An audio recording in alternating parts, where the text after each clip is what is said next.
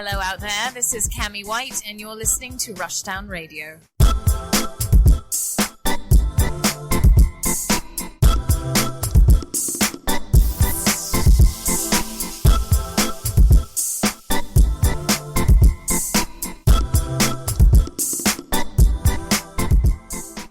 Hello, everyone, and welcome to a new episode of Rushdown Radio. I'm Anthony. And I'm in Bison. I'm never ready for that. And today, we have quite a show. Oh, man. But of course we do. I mean, it's the games industry. But today, we got a little razzle-dazzle from the Game Awards. Woo! So we're going to have a little talk about that a little later. But before we get to all the, It's like our annual thing we did, too. Hey, I mean, they got the nominees out. And we're also going to talk about the winners when we learn all that, because I'm sure we're all going to be very disappointed. Mm-hmm. But until then, Michael, what are you playing? Let's see. After my Trailer Cold Steel withdrawals, I'm right now trying to find things to play. So I had to buy 3 games last week? Actually 4 now. Yeah, because you got me to help you get Like a Dragon. Yep. And I got Sakura Wars.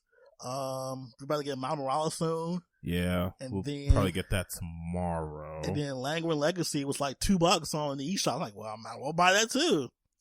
And I'm still playing Seven Night too as well. Look, as I told you through Messenger, you are trying to fill the void that game left. That hurt.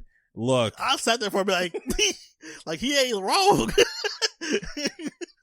Like, you know, every time I watched the end of that game several times. I keep watching the ending, listen to that song. Well, I guess if a game impacts you that much, you just love the game. I get it. It was so good. Like, the way they set that game off for that end of the saga. This has been going on since 2015.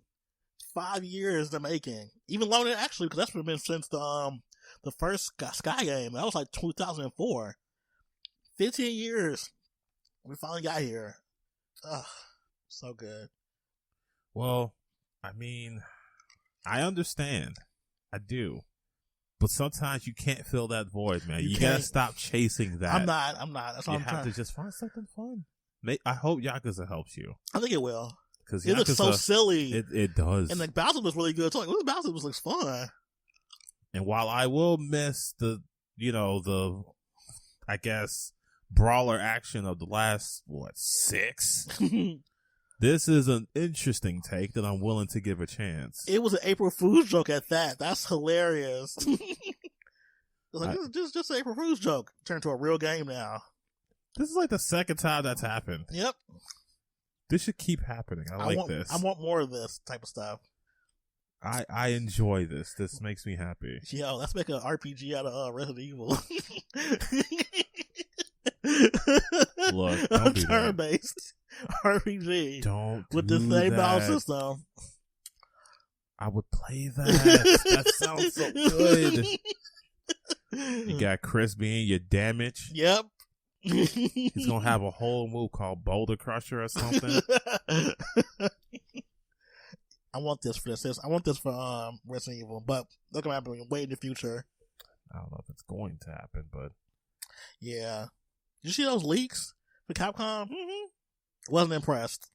Neither was I. I was like, this is like stuff I know we're gonna happen. Right? Duh. This is like saying tomorrow will come. Duh. Only thing I actually like, oh cool, was the Power Song thing. But other than that, like, man, no leak. Man, I ain't seen no Mega Man Legends there. So yikes! Oof. That's where my heart was at. So where's your heart at now with games that you're playing? Funny, you should ask me. While it was impossible for me to get a PlayStation 5 or Xbox Series X, as we will discuss later, I have stepped over the threshold of current gen gaming. I have left the pedestrian box behind. Really? And I have stepped into a new frontier. I have stepped into Google Stadia. I hate you so much. You really said that. I walked into Stadia's grand halls to enjoy the promises of a boxless future. He said. Of a streamed future. He really said this with his whole chest. Of an illustrious future really meant said only this. to play games wherever, whenever. He really said this. Like, you wasn't even playing. I have walked into these hollowed halls to experience Google Stadia. And I have come back to report to all of you. That. It's okay. After all that. Mind you. Alright, so here's what's been happening. For anybody who doesn't know, I think the promotion's actually still going, mind you. But if you have YouTube Premium, you are eligible to get a free Google Stadia. Yep. Now, I'm not sure of the logistics. I'm not sure why some people can do it and some people can't, but I was able to. So they send you the controller and they send you the Chromecast. I'll talk about the Chromecast in a second, but for Stadia, setup is not that hard. I mean, you press some buttons, you do some stuff. It's not that difficult. Mm-hmm. But here's the first thing you need to know about Stadia. Wi-Fi is not happening. That's not happening. In No the Wi-Fi warriors? No Wi-Fi. No. Wow. I don't care what your reasoning is. Wi-Fi is not happening. Your Wi-Fi is not good enough. So that's first of all, because when I first tried it, I tried Wi-Fi first because I didn't want to go through the hookup of that for reasons. And, my controller kept desyncing. The game was just stuttering and still, it was gross. It was disgusting. That's a no. So then the next day I was like, all right, I'll plug in the Ethernet cable. Let's do this way. And it worked for the most part. I didn't feel any noticeable lag between my button presses or anything like that. The game ran pretty smoothly. That's good. It was almost as if I was wrong. Really? Yeah. On the technical level, Stadia works. And I've been playing, what is it? Immortal Phoenix Rising? Mm-hmm. I've been playing that demo for a while. By the way, I might have to buy that game. Really? Pretty good. It's pretty good. I was like skeptical it. about it. I like it. I mean, it's hack and slash Zelda. But, you know, I like the setup. I like Zeus so far. And the whole setup of the story. I like it. I'm down. Will I buy it for $60? Maybe not, but 40 or less, I'm down. Look at you going to the next gen. However, what holds Stadia back, as we all know, is its business model. Because they really want you to pay full price for a lot of these games, and that's crazy talk. Yeah, especially like they're old too. A lot of these games are old, and it's like, I don't understand how you offer me a streaming service and I'm paying $60 for the access that you can't download anything. So the way you access games is you have to have the Stadia app, and you kind of just select the game you want to play, and it'll show up on the TV as like a little box in the corner that these are the games you have available to you. And that's all well, fine and good in theory, but it's just so it hurts to already have a subscription fee on top of having to play these games, right? So you're subscribing to stream stuff that you have to pay for? Well, you're subscribing to get stuff like the 4K resolution, the high-end stuff. That's what the subscription's for. Technically, you can get Stadia for perfectly free, and, you know, that'll be fine for you for most people, I guess. I don't know. It's just something really... It leaves a bad taste in my mouth that you still have to buy these games wholesale. Yeah, like I thought I thought it would be better just like, you know, you're streaming it, so of course you're not physically have it. So you're basically paying to stream a game. Yeah, and that's the thing. If they told me that I could download this somehow, yeah, that would be so much more different. Like, if they could guarantee me that I can keep these games, especially with Google's track record for killing off apps that don't do them well, right. Then if I had some kind of guarantee that I can keep these games afterwards, I would have next to no complaints about Stadia at this point. But I have that in the back of my mind that at any point Google will ask this and think nothing more about it. Chop. Right? And these games are like $60 a pop. So it's a lot to think about as far as its business model is concerned. Yeah. But on the technical level, I can't say much about it. Now, the controller is kind of trash. I will say that. Its D-pad is like weirdly clicky and just stiff. I hate that D-pad. Holding it made me think I was holding a a Pro controller for the Switch. Of course. And the buttons, because I'm thinking of it as a Switch, I'm thinking the buttons are the same way, but the A and B is mixed. So it was a little difficult to get used to that. Triggers felt fine. The thing felt fine in hand, but that D-pad is atrocious. I hate that D-pad. Play a fighting game on it. If they got one up for free, I'm not buying a fighting game, but if they have one up for free for the Google Stadia Premium while it's still free for me, yeah, I'll try it. Let's see if they do have everything free. I mean, I don't know why I got the oh, well, you got the Stadia right, app. You got the app right there. Right? I mean, I have to have it if I'm going to play stuff on it. Well, yeah, even now, I can start playing Phoenix Rising on my very own phone, which I'm not going to do because, I mean, that's a little silly. But you can play it everywhere. That's the whole point of Stadia. You're not bound by anything except internet access. Which, I guess, if that matters to you at all. Ooh. Yeah. Let's see what we got here. Hello Neighbor, Sniper 4, blah, blah, blah, blah. Super Bomberman's on here. That's nice. Oh, Super Hot's on here. Okay. Celeste. Ooh, no, I'm not doing that. Oh, I could try. There's so many. Oh, there is a fighting game here. And what a fighting game. What? Power Rangers. Oh, there you go. So we will claim that, and we will try it when we get home, and I will report back on the next one about how that works. Good. Oh, Little Nightmares is on here too. I could try this. Man, let me try this. Someone's enjoying their Stadia. Now, here's one more thing. This is my last thing about Stadia. We can move on. Chromecast is trash. Chromecast is like weird, man. Like I'm thinking it's gonna be like a Roku or a Fire Stick.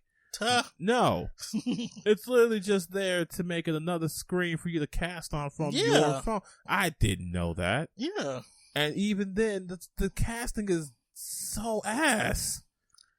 Chromecast is useless. So this is weird, right? It casts fine on Wi-Fi, but if you're on Wi-Fi, it casts poorly. So it doesn't do well casting from Wi-Fi. But for my testing, if your phone's on Wi-Fi but your Chromecast is on Ethernet, it won't cast. Yep. Why? Because not the same.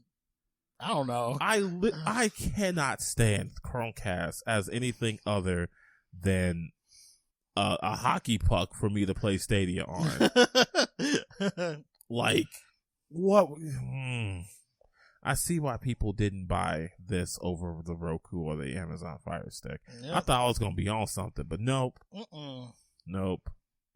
Shows me, huh? Yeah, I'm sorry. Remember Matt had brought his, he was always about the Fire. I'm like, Chromecast. I'm like, oh, Chromecast. I'm like, oh yeah, this is all it is, just streaming, pretty much. I'm good. This is a useless tool. So, yeah, this is pretty much going to be like my Stadia machine. And when it's not playing Stadia, I'm probably going to, I don't know, make it a paperweight or something. So, my question is, can you still stream what's on your phone to your TV if you don't have, like, say for instance, your TV already has streaming capabilities to it? What do you mean? Like, no, sometimes you can just, like, share what's on your phone to your TV if you have if it's a smart TV. Oh, so you mean like if I was like watching YouTube on here, could I put it on the Chromecast? No, I'm saying like say for instance you're playing. Let's say for instance I was playing that game on my phone and I was like, you know what, I want to use the streaming thing from my phone to my TV. Could I do that without the Chromecast being involved? No. Really? From what I've tested, no. Like you have to have the Chromecast in there. That's stupid. Like. Unless there's some kind of Stadia app on the smart TV, it needs some form of Stadia app to be facilitated on there. That's dumb. I can literally play any game I want from my phone or my TV without that. So, yeah, that's kind of how that goes. That's stupid. All right, I'm done with it. Let's move on to something else. Yeah, that was my lengthy, really late Stadia review, but I mean, I might as well talk about it since I've been so critical of it, but now I have it in my hands. I mean, this is the perfect place to talk about it. Yeah. How stupid it is now, knowing that. Yeah, it is pretty stupid. It's kind of stupid, isn't it, bro? What's our next topic? All right, so here's why I was even fiddling around with a Stadia, because you can't get a PS5 or Xbox Series X anywhere. Nope. And both have horror stories. What's horrible about it is that you got all these scalpers that have them. Yep. Stockpiles of them. Yep. But they're getting robbed, so there's justice in the world somewhere. This is justice. So yeah, we already knew that this was going to be a disaster when they started putting up the pre-orders. Sony put up their pre-orders way too early. Yep. And Microsoft was like, we're not going to be like that. And they were exactly like that. The only difference is that they didn't do it early. So, yeah, you know, but it was still a disaster for anybody to try to get a pre-order. Some people were lucky to. Michael was lucky enough to. Not you, you know, the other Michael. Yeah. He was lucky enough to get an Xbox. And lucky him. Yeah. And I've had people come into the store I work at talking about they have the PS5 and they're looking for games and stuff. So, you know, y'all were lucky. We get it. Y'all won. Meanwhile, I'm in Facebook groups where people are like, y'all want the PS5? You gotta put up the lowest I've seen thus far for a PS5 is like $875. That's ridiculous. Meanwhile, people are getting bold. 1,000, 1,100, 1,200. So I've seen a listing for 2,000. Not 1,000, not 2,000. No, we're not The doing most that. ridiculous listing I've seen was 25,000 for just the pre-order. Stop it. And it's sold. Who was buying this? I don't know. I don't understand people like these aren't like limited edition PS5s, or these are just like. It feels like it's the perfect storm of the coronavirus and demand being higher than ever. Yeah. So just for funsies, we're gonna go on eBay here and look up the PS5 God. and see what. Ooh, we're starting spicy. Let's go. 1,800. Stop it. 1,700. 1,549. Nope. 1,400. Oh, here's somebody being reasonable. You get a 750. Oh, that's nice. That's what a digital version. 1,250. 910 for the disc version. 975 for the digital. 2,000. 2,000? 2,000. Who spent that much money on a thing that costs Somebody crazy. 1,300. Somebody put out bids and it's up to 910. 1,000, 1,050, 825. Ooh, look at that one. 1,288, 1,500. Oh, it just keeps going. This is crazy town. Now let's see if the Xbox is having just as tough of a time. I'm pretty sure it is. I'm not so sure because it seems that people are way more focused on the PS. Oh, well, that shut me up quick. Thank you. 1,549 off top. 1,200, 1,300, 1,350, 1,000, 1,450, 1,500, 660. That's still a lot. That's still a lot, but that's probably the cheapest I've seen it for. And it comes with a controller, like an extra controller. Wow, that's kind of nice. That's a bid. Never mind. I'm not doing that one. Let's see. 900, 950, wow. 1,200, 950, 660. It's another bid one, and that's 2 days left on it. Nope. 1,200, 1,250, 1,450. Beautiful. Yeah, it's a no for me. Yeah, all the ones that are low price, they're all bids. Damn, somebody said I'll sell a 950 or best offer. My best offer is gonna be MSRP, my guy. Exactly. And then Walmart had the audacity to say, "We're having a new stock coming in. Just wait till 3:00." That was trash. They only had 7 copies. They only had seven. Look, I was hawking over there. Me too. And I had it in the cart. It was literally, I was there at 159. When it turned to 2, click, gone. Yep. Same here. They keep getting error message, error message. Something's wrong with something in your cart. Tell you, it's those bots, man. Yep. That people just see. I don't know what is wrong with their processes that they can't combat these bots, but these bots are messing up everything for everybody. Mm-hmm. It's only gonna get worse until they start like making a mass production of these things, which may go happen to like mid-spring, like what, March of next year. That's what they say. So, because of that whole coronavirus thing. Godspeed everybody who wants to get one of these consoles. I mean, the thing is, I'm gonna keep trying. Of course. Because we're all gamers, so we're all some sort of masochists. So that's your problem. You're a gamer. Yeah, that's literally the problem. So, we'll see about it. I think I'm gonna try to get on Black Friday and get one. I don't know. I'm not doing nothing. I don't know, man. I'm hopeful, but I'm realistic. Yeah. I'm just glad to know like games that's actually out that I need to play. No, this is really just me wanting to play on the Xbox. Yeah. All the games I've never played before. Which is a lot. Yeah. I just think it's also funny how many people are going like, if you buy up all the Xboxes, what about the children? Screw them! Right? They better play something else. Right. Better get them a Fisher Price toy. Exactly. Get them a Switch. Get them a PS4. Right. Get them a Switch or something. They don't care. They really babies. Don't. I wish. I feel like you shouldn't buy a PS5 for a child. Look at that thing. Listen, if a child breaks that thing, you gonna be livid. Yep. Especially how hard it is to get one. Yeah, I don't. No, fuck them kids. And of course, there's LLC Twitter telling you you should be buying land instead of a game console. Oh, God. I saw this whole TikTok of a guy saying, how do you have the money to buy a console but you're not rich? What? Bro, what? That don't correlate. It don't. If I'm working my 9 to 5 and I have the money to treat myself to an Xbox, I'm going to do it. But that don't mean I have to be rich. Yeah. What? So we're talking about the PS5. I thought about something else that popped up too. What?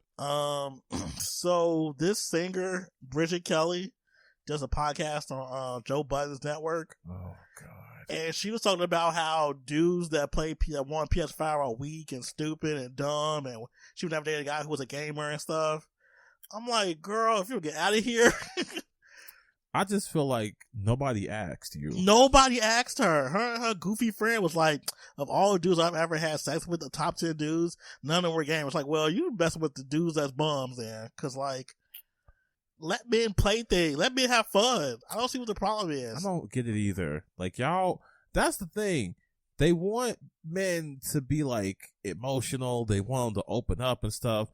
But when men want to do something like have fun or something like that, y'all, that's not manly. Exactly. Of course, it bears repeating that this is not all women. It's not all women. It's just a certain subset of women who are just goofy and stupid. I don't get the point of a PS5. Why y'all spend all this money on a console? I've seen all types of think pieces from, unfortunately, women about this. Yeah. Talking about they could be spending that $500 on you, queen. Could we have something to ourselves? Or another LLC woman talking about we trying to win the game of life. We don't have time for other games. Well, I'm sorry that your life is that unfulfilled that a PS5 is stopping you from being successful. Like, bro, life just can't be this serious all the time. It shouldn't be. Like, what's wrong with having something that you enjoy? I guess there's something wrong with it because people really trying to make you feel bad for it. Man, not shaming people for wanting a PS5. But that's cool because the woman I'm with don't give a damn. Right? She's like, look, bills paid, do what you want. See, that's the way it should be. Is the responsibilities done? Okay, then. Do what you want. That's basically it.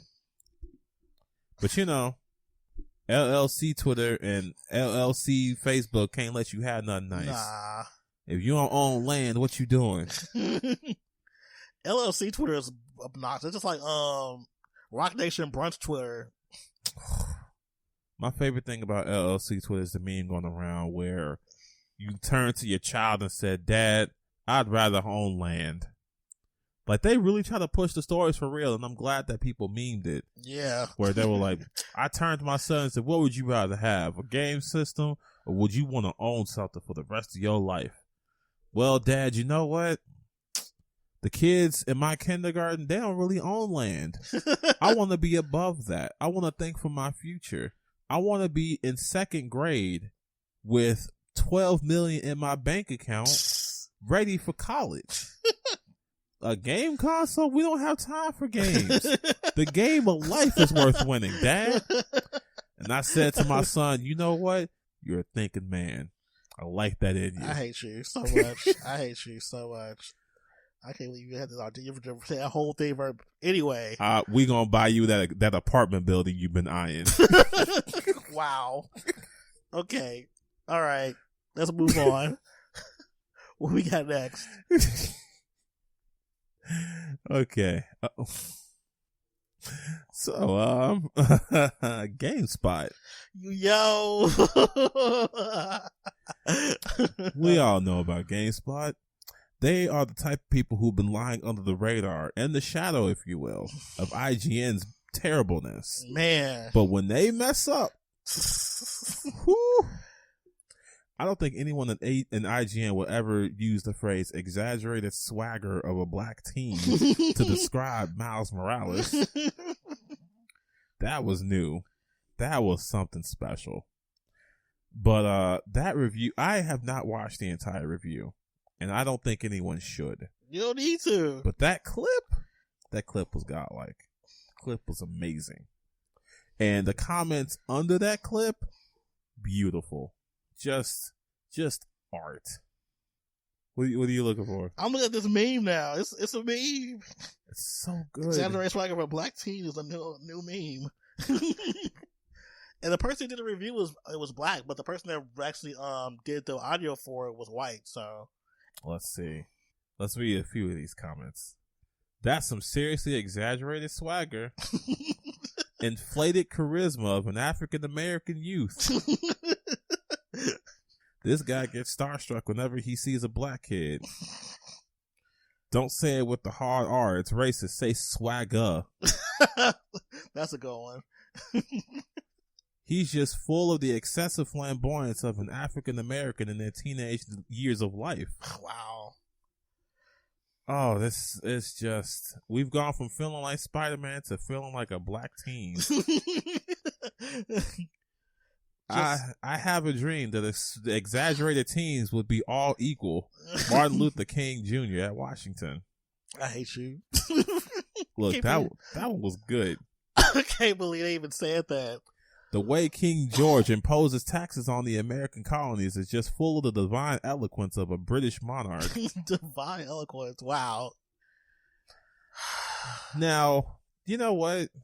I hesitate to call this racist. Mostly because it was made by a black person, allegedly. Quote, quote. So, I hesitate to call this racist, but you know what it is? It is hilarious. It's cringy. Oh, this is cringe-inducing at its finest. You want to see live cringe posting? This is live cringe posting.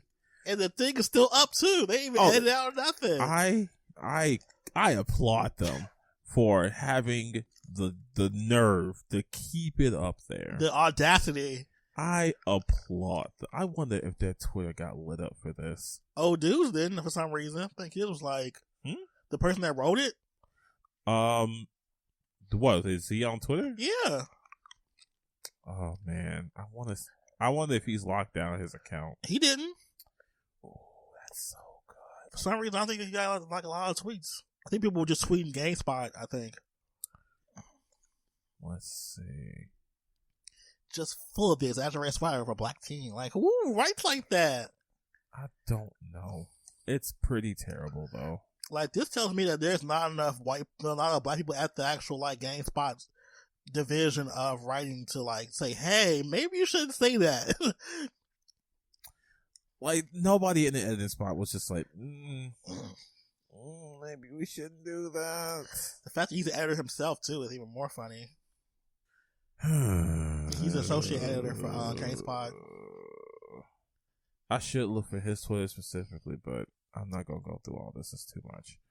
But y'all, how do we let this get into games journalism? Easy. You got nothing but white people there. So when a black person said, well, what probably happened was, oh, he's black. He can say that. You're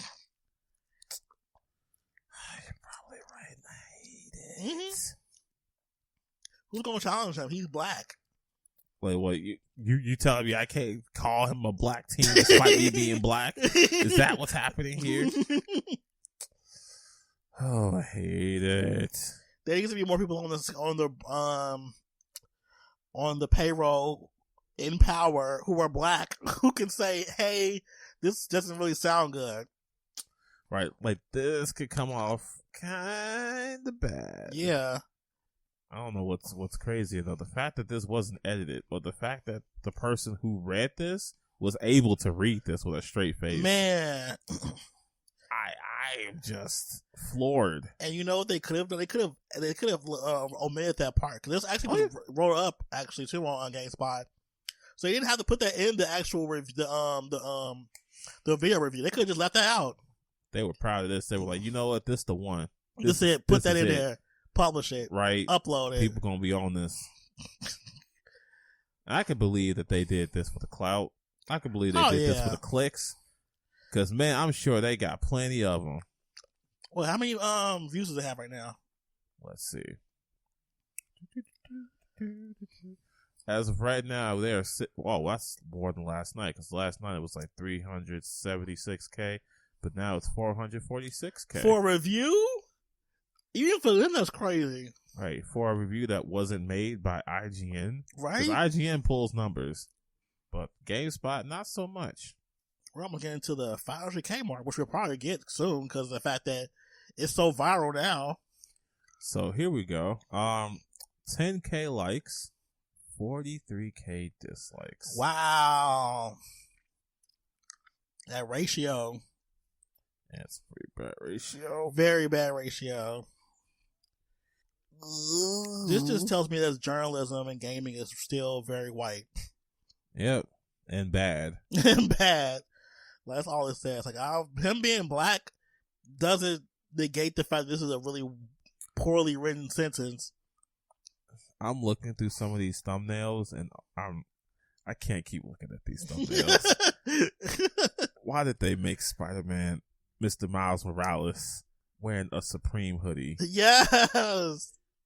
You want to talk about exaggerated swagger? That's exaggerated. He's a hype swagger. beast now.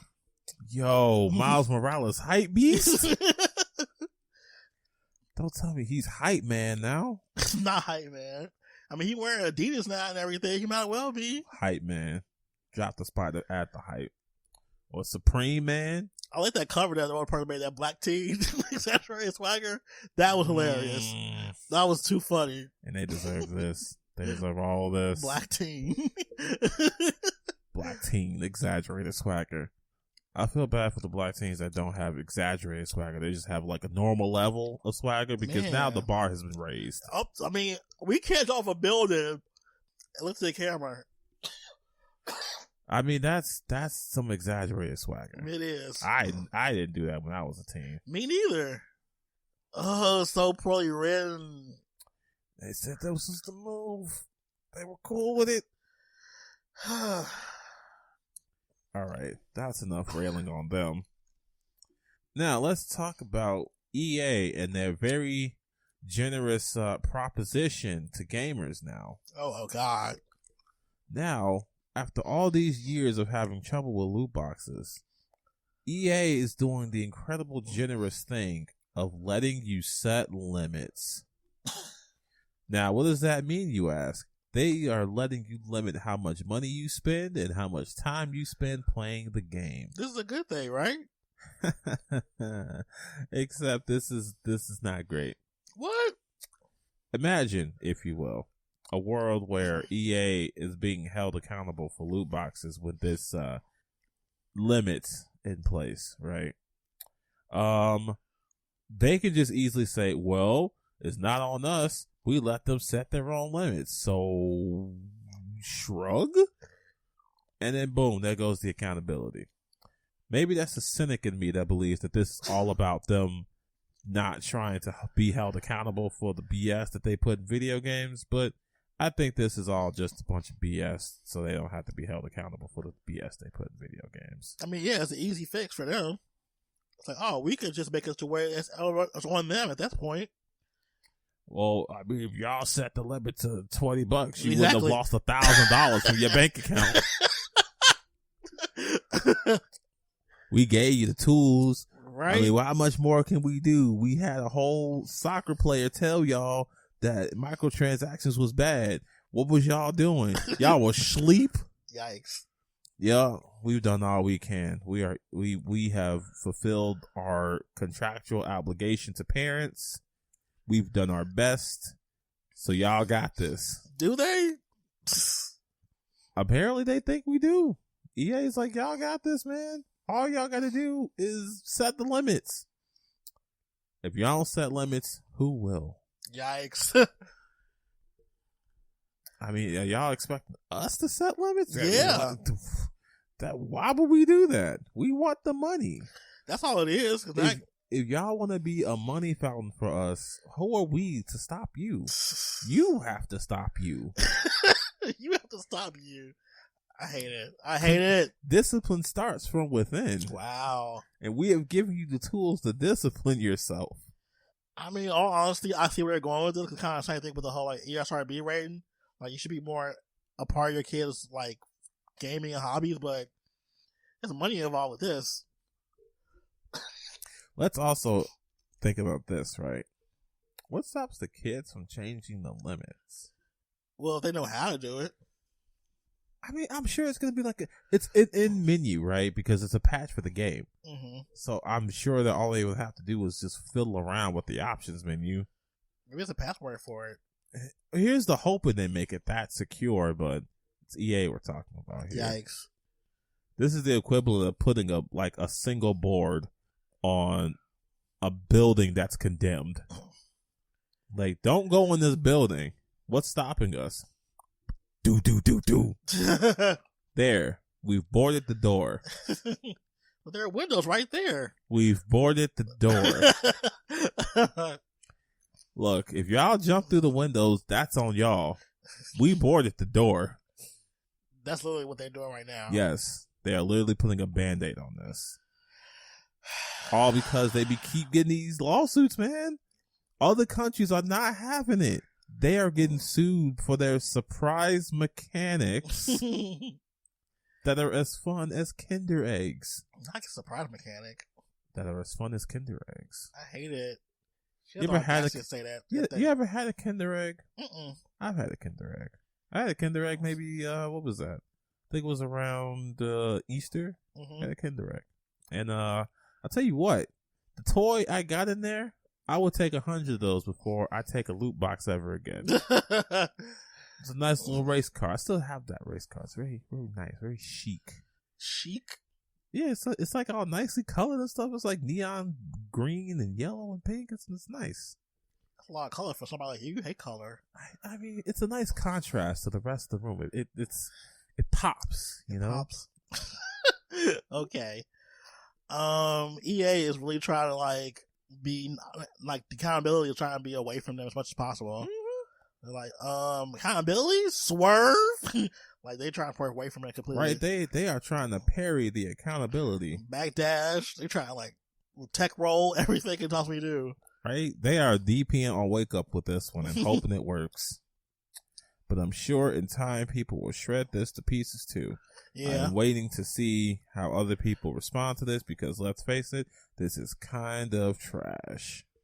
I think it's gonna be a little bit more of a harder fight though, because it does put the onus on the parents now too, and not them as a company.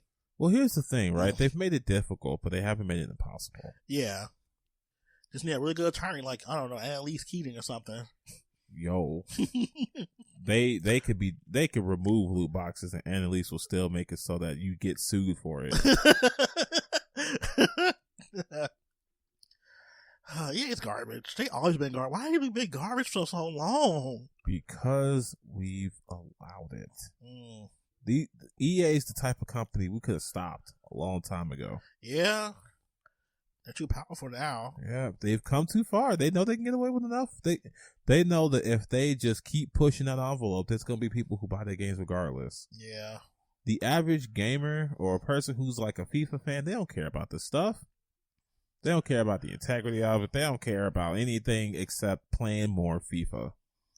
And that's the unfortunate. That's who this is for. This isn't for people like us who are aware of their schemes. This is for the people who play every release of FIFA, who play every release of Madden. This is what that's for. Yeah. And we can't appeal to them because we can't tell them, hey, don't play FIFA and don't buy microtransactions. They're going to look at you like, why not? Because it hurts the kids. And they're going to look at us like, fuck them kids. I want to play FIFA. I want to play as insert soccer player here. Insert soccer player. Look, I don't know soccer.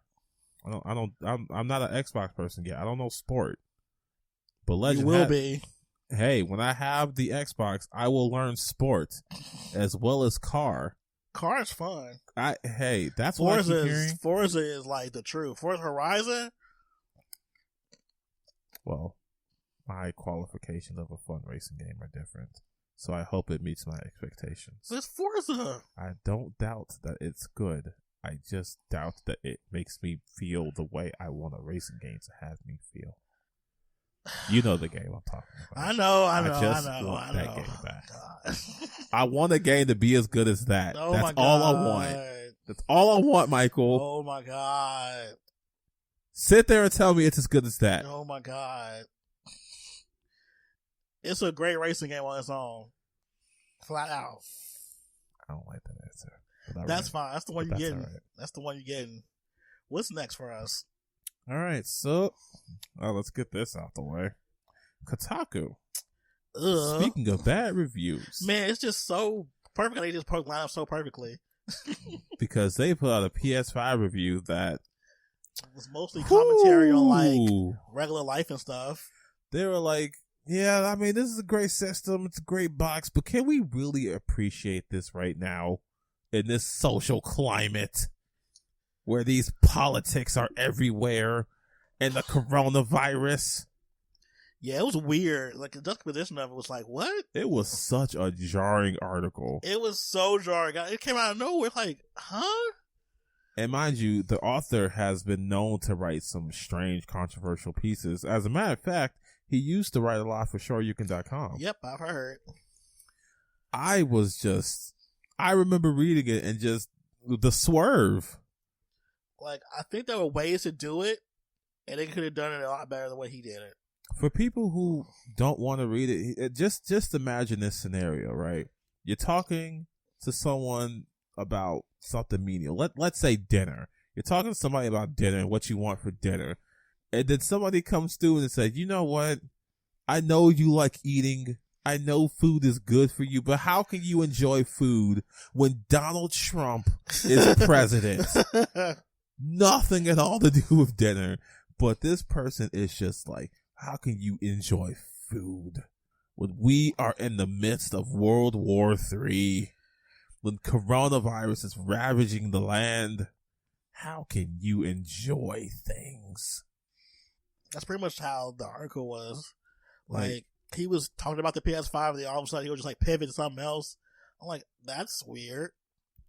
I don't know. It was just, and the thing is, the review of the PS5 wasn't even that bad. It wasn't. If he had just cut out that part, this would have been a standard PS5 review that nobody would be talking about. But he went off the rails, and this is another case of editors not saying no because they were like, "Yep, print it, whatever, man. Get the clicks, Well, you know, Kotaku's all about getting clicks. Like that's like what they're all about. I mean, I know most publications are about clicks, but I know Kotaku was like, get them clicks. Yeah. Like, we don't have to even like beat around the bush with them.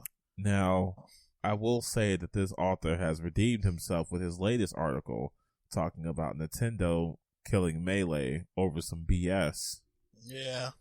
But let's not forget what this man is capable of. Because wow, that was quite an article. And I really want people to start doing better about, hey, maybe we shouldn't print that. games journalism has been seen largely as a joke as of late because of things like that. Yep. And if they want to be taken seriously to any capacity, they got to stop doing that, man. Y'all can't just throw politics wherever you feel like. Yeah. You could have had this as a blog post. You could have just, I don't know, had a separate article about it. Titled it differently. Literally anything. Like, if you really wanted to, like, squeeze in your politics in this, which is fine, the title of the thing should not have been PS5 review. It could have been something. It could have been, I would review the PS5, but I can't. And then say why. Right, that'd have been fine. And people would have read it regardless. Yeah. Like, this kind of feels like people are tricked into reading it. But then again, do any of us take Kotaku's reviews seriously these days anyway? I don't think they do. I don't. If you would read it just because it's fodder at this point. It's like I can't now anyway. It's kind of like one thing where it's like people are just used to doing it, so you just kind of like by habit go Kotaku for stuff. And it's like one of the biggest publications for video games too, so kind of hard to escape them most of the time. True. I mean, they're not IGN big, but then again, IGN wouldn't have pulled this. Would they? I don't think so. Really? I don't hold a lot of standards to IGN. Like, I don't think highly of them in the slightest. But I don't think even they would have pulled something like this. You sure? I'm pretty sure, man. I've never seen them pivot into politics before.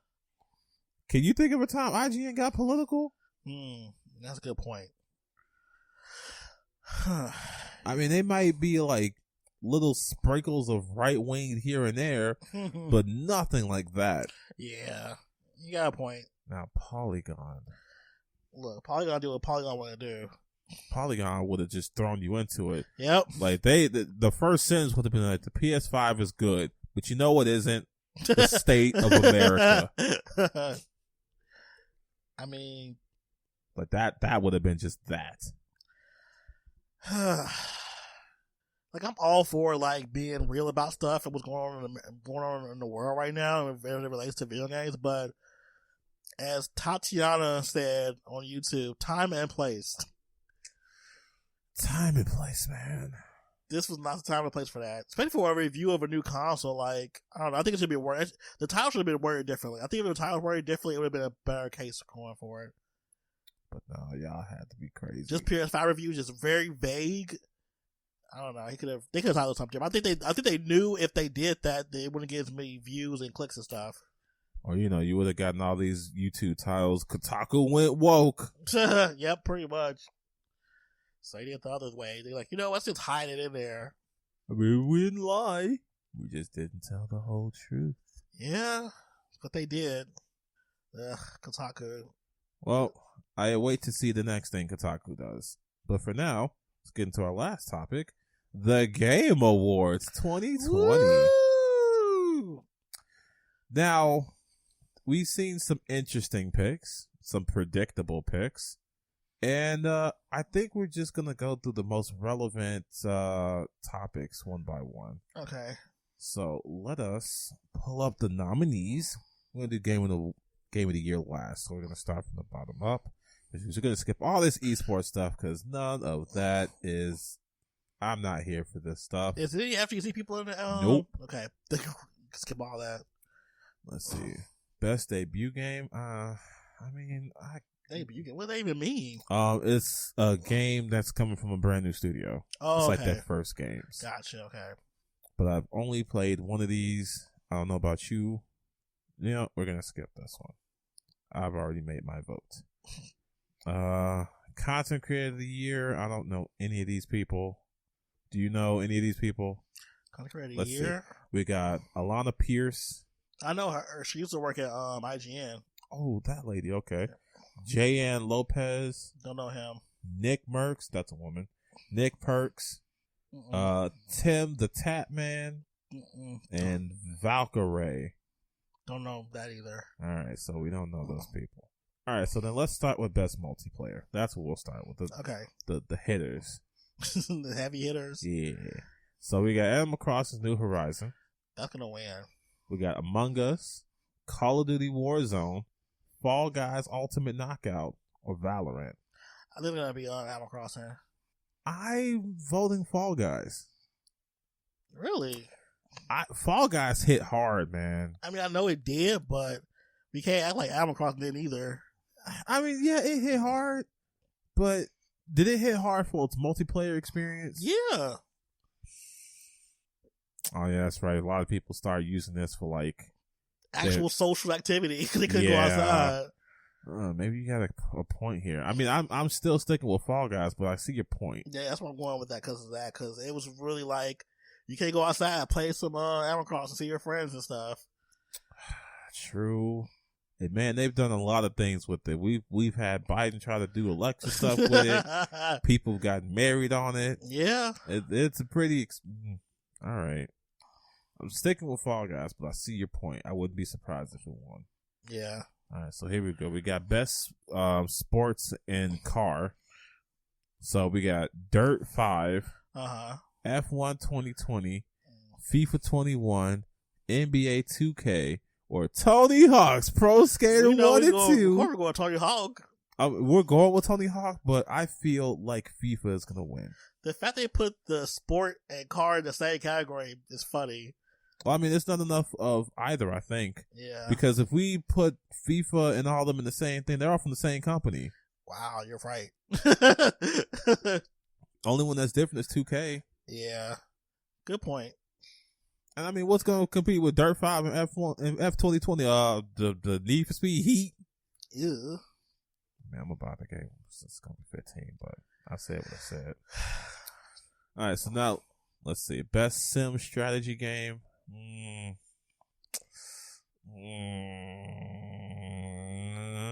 Best family game. Let's see. So, of course, we got Animal Crossing. Crash Bandicoot 4, It's About Time. Okay. Fall Guys Ultimate Knockout. Mario Kart Live Home Circuit.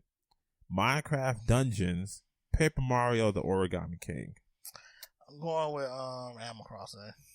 The thing is, right, I know Animal Crossing is going to win, but I voted for Crash because I love Crash, and I had no other choice. I mean, you did. I had no other choice. You made the choice you wanted to make. I made the choice that was conducive to me. You had choices, okay? I didn't. Crash was right there. Okay, man, whatever you say. All right. Now here's the category that makes me angry. Which one? Best fighting game. So we have Grand Blue Fantasy Versus, Mortal Kombat 11 Ultimate, Street Fighter 5 Champion Edition, Under Night in Birth EXE Late Clear, Rude, and One Punch Man, a hero nobody knows. They always do this every year. They do this. Y'all always put in this random, stupid, by default ass game. Y'all know this game is terrible. Y'all know this game is hot, steaming garbage. It is filth. It is scum. I wish y'all to put footsies in here before y'all put this garbage. I wish y'all put the My Hero game in here instead of this. There were so many other things you could have done. Y'all could have put a game where y'all simulate a back alley fight instead of this. But I voted for Under Night. I'm going Street Fighter 5 with that one. I can see that. I Street Fighter is like the most popular franchise here, so it's Mortal Kombat might give it some go. Yeah, but I voted for Under Night because I mean it's the best game here. I would agree, but the game I played the most would sure be Street Fighter. True. If only Under Night had good net code. Yeah, it's pretty bad. So let's go on ahead to best role playing game.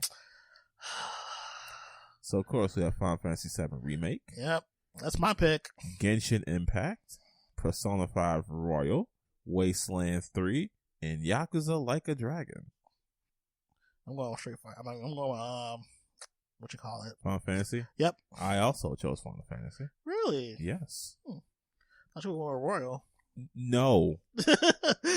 I like Royal, but am I gonna sit here and say that Persona 5 is better than Final Fantasy 7?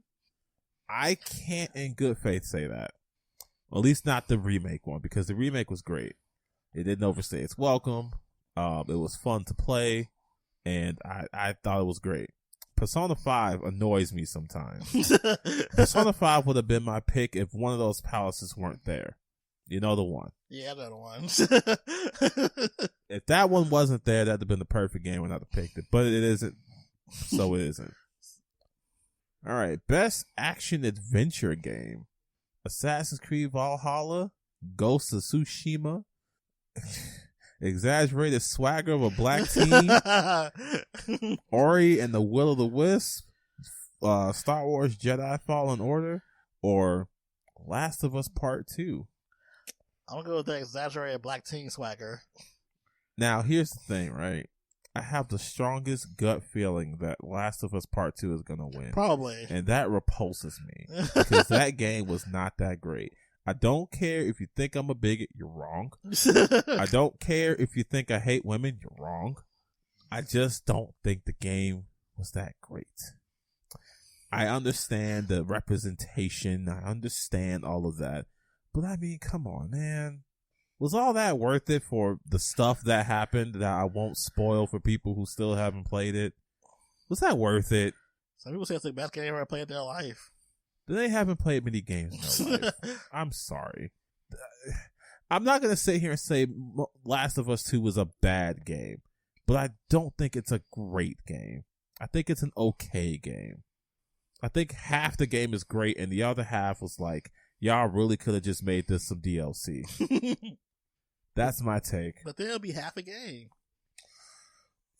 Yeah, and now it's just a bloated mess of a game. And by the by, I chose Ghost of Tsushima. Weeb. That's fine. I don't even care in this case. Now, here you will hear a lot of my choices be a lot of the same. Yep.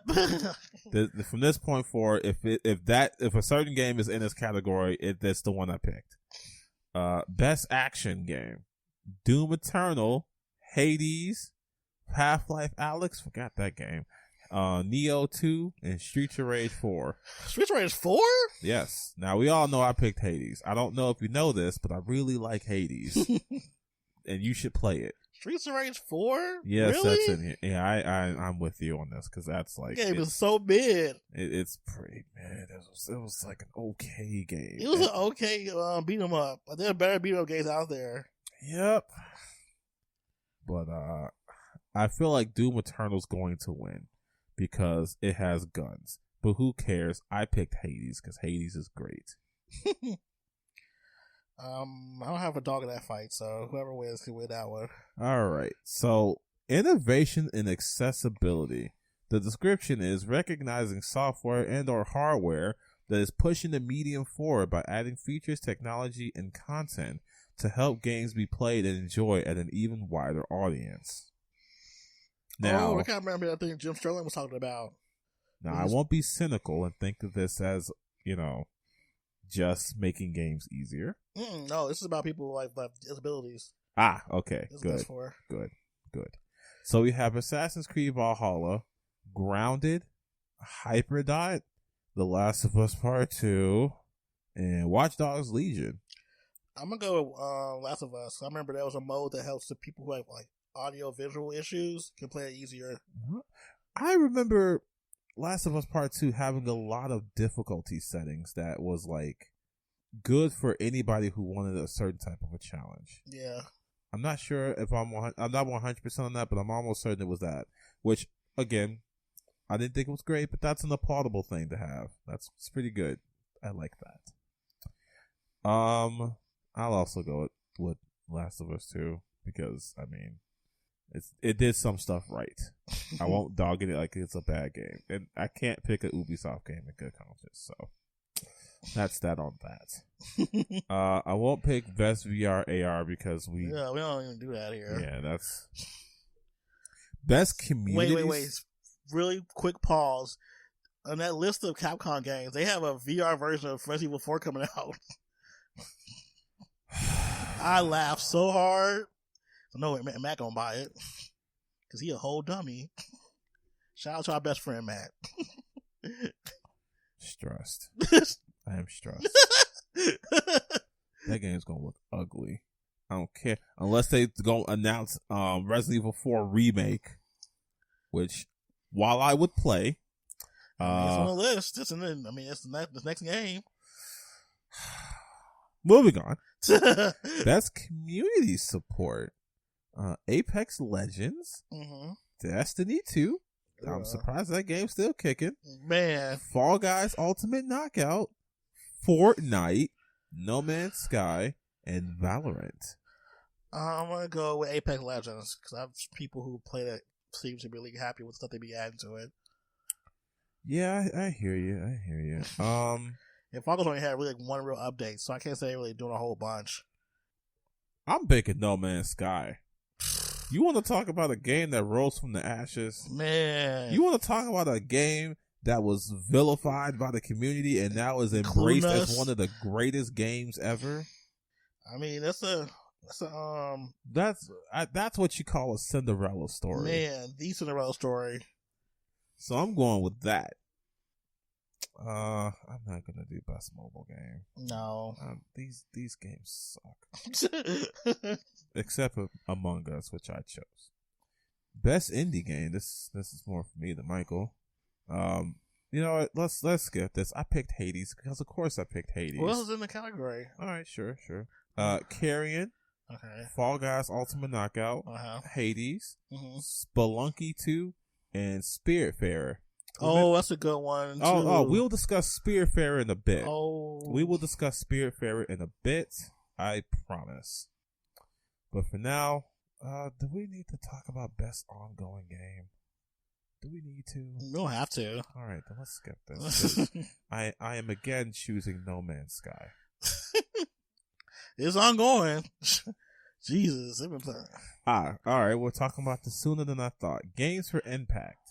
These are thought-provoking games with a pro-social meaning or message. So we have If Found, Kentucky Route Zero TV Edition, Spiritfarer, Tell Me Why, Through the Darkest of Times. I chose Spiritfarer. I'll go Spiritfarer.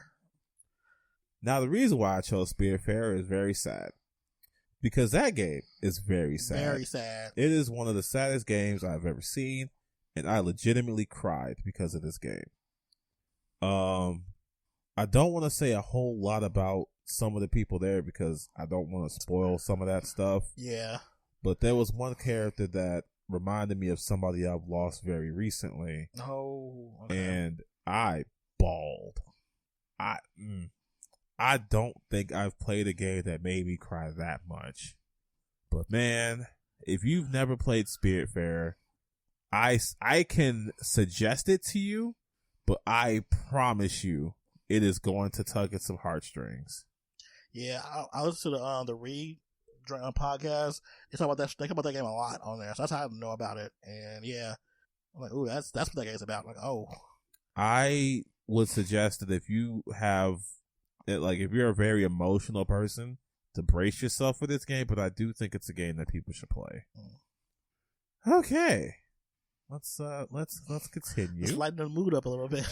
Let's go. Best performance. This is gonna make me mad. It is because we got two people from the same game. So we got Ashley Jordan as Ellie, Laura Bailey as Woo! Abby. We got Daisuke Tsuji as Jin Sakai, Logan Cunningham as Hades, and Najee Jeter as Miles Morales. Yay! I think it's no surprise what I chose. I'm gonna go with that black teen swagger again. Of course. I would have chosen Jin Sakai from Ghost of Tsushima, but Jin is kind of dry as a character. He's kind of like toast, and the supporting cast is what you put on the toast. This reminds me of something that somebody said on Twitter the other day, talking about they use the same 10 voice actors in all the games that come out. I'm like how many times have we seen Laura Bailey on here? Right? I love great, her, but come on. Laura Bailey's not the only voice actress that does stuff. Like, we have the same 10 people. We have Nolan North, Laura Bailey, Troy Baker, and the same people every year. So I'm glad to actually see some new names here. Yeah, the guy who does Brian Morales' voice, I think, is pretty new. All right, so here we go. Best audio design. We have Doom Eternal. Okay. Half-Life Alyx, Ghost of Tsushima, Resident Evil 3, and The Last of Us Part 2. Oh, that's a good one.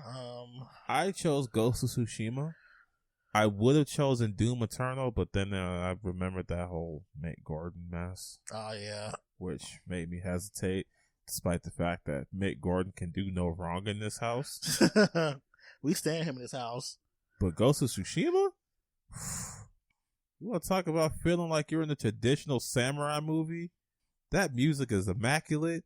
The sound is great. The fact that you can make it into like Japanese audio too. That's even better. Beautiful. Amazing. Immaculate even. Immaculate. So I chose Ghost of Tsushima. I don't have a fight in that one. I haven't played a lot of those games. I can't say what one has good audio or not. That's fair. I'm such a weeb. Best score in music. So I guess we're going to go for. Oh, okay. So they, some reason, separated those. That's fine. I'm still choosing that because man, that game's great. Best score in music: Doom Eternal, Final Fantasy VII Remake, Woo! Hades, Ori and the Will of the Wisp, Last of Us Part 2. I'm going Final Fantasy with that one. That jazz version of Final Fantasy VII main theme. Oof. Now, I'm gonna surprise you here. Can you tell what I chose? Hades? Wrong.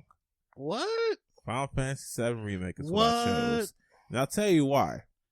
A lot of Hades music is a bunch of like lutes and flutes and stuff, and when it gets into the hard rock stuff, it's good, but it isn't great. The stuff that's in Final Fantasy VII Remake, though, yeah, they snap at that. They went crazy. I still listen to the song in Chapter 15 every now and again. Ugh. Just the orchestrated score, the jazz score, just ugh. So good. Amazing. All right, let's see. We got Best Art Direction now. Final Fantasy VII Remake, Ghost of Tsushima, Hades, Ori and the Will of the Wisp, Last of Us Part 2. Why was Last of Us Part 2 there? I don't know. It like art direct, like we just do about art style. That's like the most least. I'm guessing it's because they are making a world that's like supposed to be taken over by the greenery, and it's supposed to look like one of those kind of games where it's in the future and nature is taking back civilization, and it looks great and it's so pretty.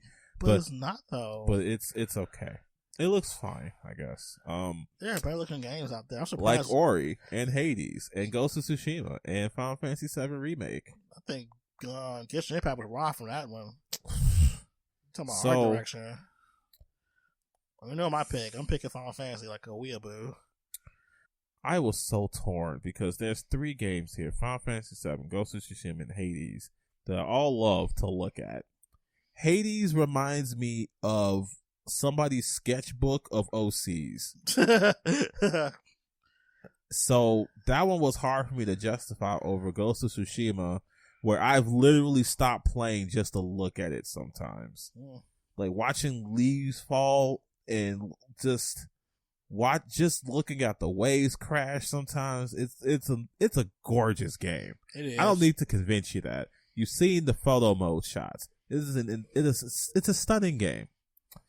However, Final Fantasy VII Remake, I think of some of the times I stopped in that game, like the time where you're on top of the pillar trying to get up to the plate. Oh yeah, and you look off on the horizon and you see Sector 7 kind of like messed up and stuff. That game was really pretty.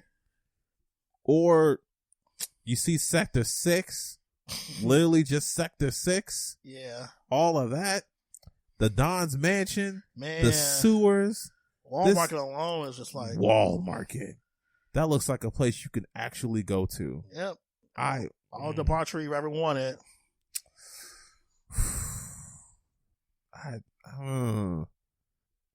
But if I had to choose, I would choose Ghost of Tsushima. That's a good pick. That's a really pretty game. Sorry, Hades. You can't be everything. You can't be everything to you. I want it to be. But it can't. All right, let's see. Best narrative. 13 Sentinels, Aegis Rim. Never even heard of that. Final Fantasy VII. No, I've never heard of that. No, I forgot you're not really into the weeb. That's deep weeb stuff. It's from your favorite company, Vanillaware. Oh, all right.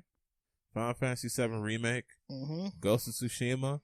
Hades. And, of course, Last of Us 2. I'm picking Final Fantasy for that one. I chose Hades. I didn't even hesitate for that. I didn't even flinch.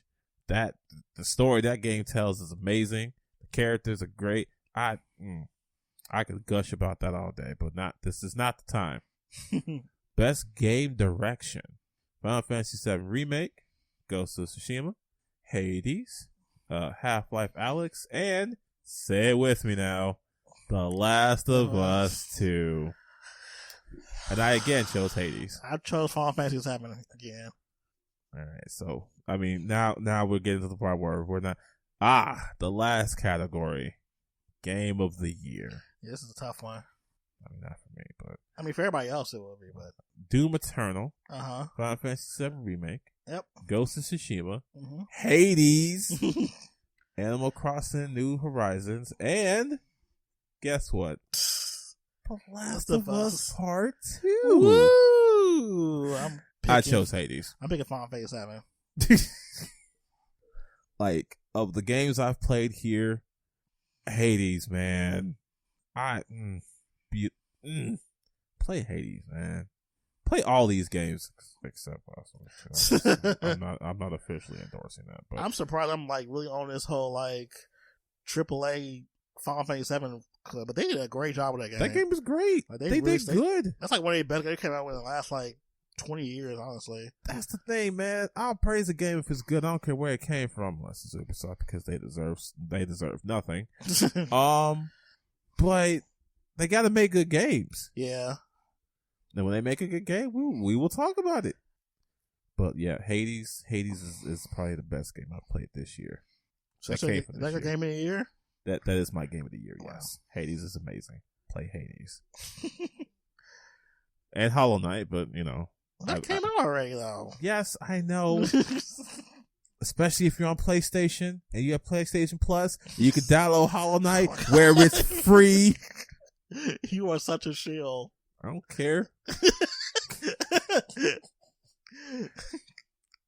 I'm playing it again just because it's on PS4. You already played it, though. So? What that mean? You've already beaten it multiple times. And I'm going to beat it again. Wow. Meanwhile, play Hades. Game good. Game very good. If you have a Switch or a PC, because for some reason it's not on other consoles yet, but I'm sure it's coming. It's probably coming. Play Hades. There's like 1 million copies of that game, I think, now already. Mm-hmm. Which is astounding for an indie game. Y'all should help them get to 2 million to play Hades. Go ahead. It's only $20 or 25. I forget. Point is, it's worth it. All right, so that has been the end of the Game Awards. So now we get to the part where we sound off. Michael, might you have something that's been grinding your gears? Anything grinding my gears? Not particularly this week. I haven't been angry about anything in gaming, surprisingly. I feel like you've been more sad about games than angry. Okay, come on, you know what? Let's talk about that then. I don't know what the hell happened, but Trailer Cold Steel 4 made me cry too much. I was just sitting in my room, minding my own business, sitting there just crying like this is the most saddest shit I've ever seen. I wasn't ready for that. I was not ready for how sad the ending was. Good. Luckily, that was the wrong ending. That was the normal one. That's a true ending, which fixes everything. But boy, oh boy, I was not ready for that regular one. Jesus Christ. I feel like I'll get that in a couple years, maybe. Because these games are long, and I got other stuff to play. Yeah, but I mean, it's a game you can keep going back to because it's all gonna be there. Yeah, all 4 of them. Well, 5 because the new one came out this year. So. Of course, that's 5. And they're about to announce a new one on the 23rd of December, which I'm excited about. They have a whole brand new engine they're gonna be using for the next couple of games. So, yay! But yeah, no real pop off, just a cry off. It's all right, man. It's okay. It's okay. Sometimes when you need to yell, it's because you're crying. Man, I think that game made me cry. It was like that Cry Star game. That game was ridiculously sad. Like the dog died. That hurt me. I remember that. That game was unless you pet the dog, and then after a while the dog died. And you have to fucking fight the dog later. Yeah, I'm not playing that game. No, that game is like, if you want to cry, that's the game to play. Look, man, I was not ready. Spiritfarer already got me. I'm not letting another fight game a get dog me. that's yours in hell. Like that was too much. That was a lot. I'm decent. I was like, no, thank you. This is a lot. But yeah, I don't really have any real like sound off things. They haven't made me upset. But aside from this whole like trying to get a PS5 and stuff, but we went to that earlier, so. Well, here's mine. Okay. Gamers, friends, when are we going to tell Nintendo that they are bad? When are we going to tell Nintendo that they are dumb? I get it. You like Pokemon. You like Smash. You like Mario. I get it. But how often does this happen where Nintendo does a bad and we're just like, Nintendo, you did a bad, and they just kind of push out a game and you're like, we forgive you, Nintendo. We know you're sorry. But they're not. They didn't even say it. They just said, well, you know how this goes? You know what it is? Nintendo Ninjas in here. Not Nintendo Ninjas. Yup. Now buy this new Kirby game. Buy this new Mario Odyssey 2, fam. Buy this new Hyrule Warriors. He said. You know what I found insulting? What? You know, Nintendo at launch, the 3D All-Stars thing did not have support for the GameCube controller. Really? Despite one of the games being a GameCube game. So I believe it was this week they patched it in that now you can use the GameCube controller. Wow. Now, why did that matter? Well, it turns out in Sunshine, one of the things that was a feature was that you could control how powerful the stream was on the Flood by how hard you press the trigger. You couldn't do that with the Pro Controller or the Joy-Cons, though. Okay, so that takes away something. That takes away some functionality. So, and it just generally felt worse for people who have played Sunshine before. Yikes. So, this game was designed with that controller in mind. You're not using that controller now. I guess it's going to be kind of bad. Who was like sitting there like, man, would be nice if we used a controller that we used originally when the game came out originally, but they have the regular controller. They're fine. So, yeah. So, that's a thing. People are already still mad that, Galaxy 2, which is revered as the better Galaxy game, still isn't on there. But there's rumblings of it becoming DLC. Ew. Yeah. And you know what this is? What? Bad. I feel like we all should have just collectively stopped Nintendo a long time ago. When they said you can have free online until you can't, we should have just been like, Nintendo, no, that's bad. That's very bad. Or people who were like shilling for this collection. They're not demanding better of it. They're just like, hey, man, we get to play these old games again because we can't use the emulator. Ooh, nostalgia. Woo. Which, of course, now just turns into people being like, well, you shouldn't emulate 64 because you can buy it officially now. Don't do the bad. Don't do the bad. I feel like we just need to talk. Sit Nintendo down and just ask them, why can't you be normal? Because it doesn't make them money. Why can't you just be a company that makes a product, then sells the product so people can buy the product? That's too easy. Clearly. So, that's my sound off. I hope you hear me. And I hope we can all collectively hold Nintendo accountable so they can do better and release their games properly. That's all for me. So with that, we're going to wrap up today's show. Don't forget to follow us on all our social medias, our Facebook, our Twitter, our individual Twitters. Check out the website for all the stuff that we have coming. Check out our YouTube for the stuff that we already have. And we will see you on the next one.